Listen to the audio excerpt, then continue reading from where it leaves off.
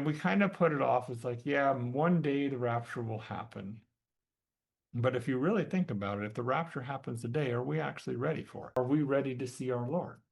Well, if we're actually ready to see him, then in our actions, we should begin to purify ourselves. And everyone who has this hope in him purifies himself just as he is pure.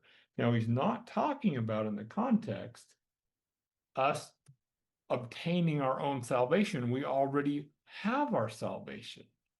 He's saying if we're really actually waiting for the Lord to come, because remember in the context here,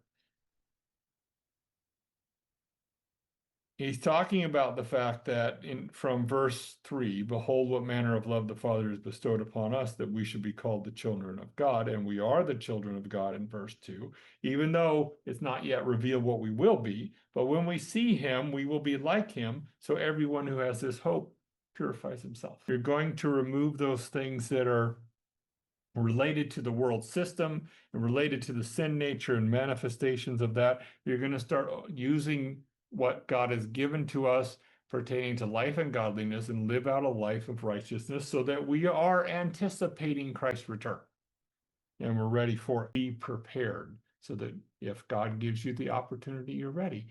Be one who is ready. It's the same thing for being ready at the rapture. It also brings us comfort, and it should bring us comfort because there are those who have actually passed away, but we're going to see them again. And when we see them, we're going to be in a state where we can never be separated from those people again. Therefore, comfort one another with these words.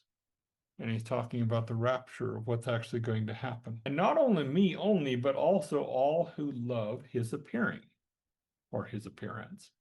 So when he actually comes and he shows.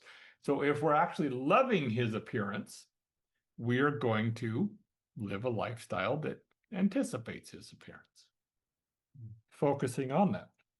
Kind of this, again, the same kind of concept when it comes to if you say you love God, how do you actually show that you love God? Well, if we're actually anticipating the Lord's coming, if we are loving that, then our lives are going to show that.